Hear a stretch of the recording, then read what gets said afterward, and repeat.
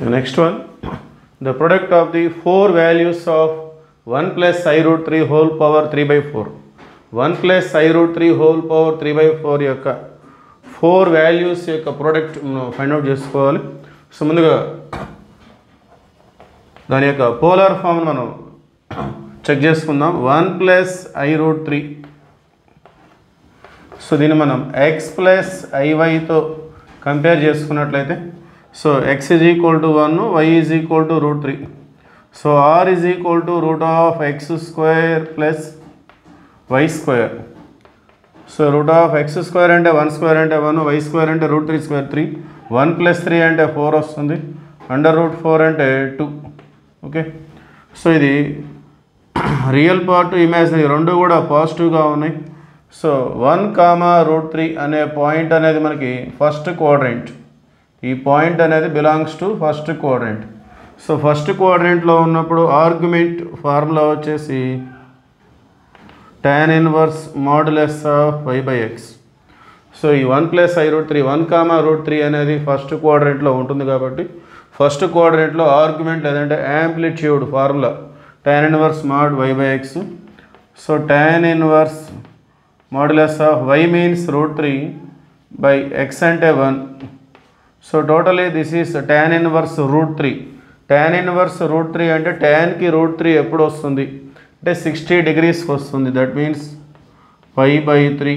Okay, so polar form 1 plus i root 3 is equal to r into 6 theta లేదంటే r into e power i theta. Euler ఫామ్లో కూడా మనం express చేసుకోవచ్చు. ఇది polar form, cartesian coordinates, polar coordinates. ఇది Euler ఫామ్లో represent చేస్తున్నాను నేను. సో ఆర్ వాల్యూ వచ్చేసి మనకు 2గా ఉంది. ఈ power i theta means 5/3. Okay, so ఫైనల్గా 1 ప్లస్ ఐ రూట్ 3 వాల్యూ ఈ విధంగా ఉంది. సో మరి 1 ప్లస్ ఐ రూట్ 3కి whole power 3/4, whole power 3/4.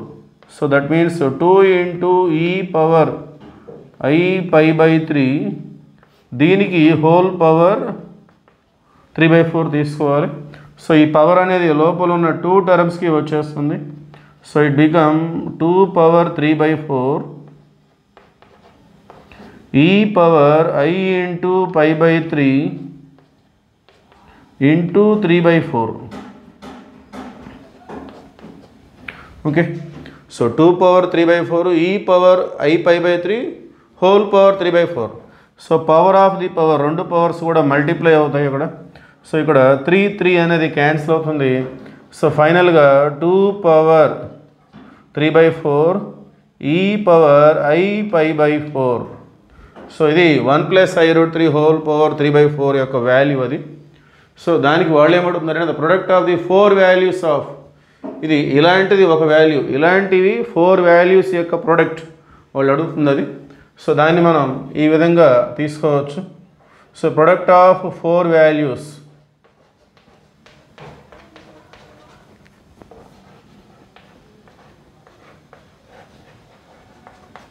So product of 4 values అంటే దీనికే, అంటే ఇలాంటివి 4 వాల్యూస్ మనం మల్టిప్లై చేసుకోవాలి. మరి ఇవన్నీ కూడా సేమ్ ఉంటాయి కాబట్టి 4 వాల్యూస్ మనం మల్టిప్లై చేస్తున్నాం కాబట్టి హోల్ పవర్ 4 తీసుకున్నట్లయితే మనకి ఫైనల్ ఆన్సర్ వచ్చేస్తుంది 2 పవర్ 3/4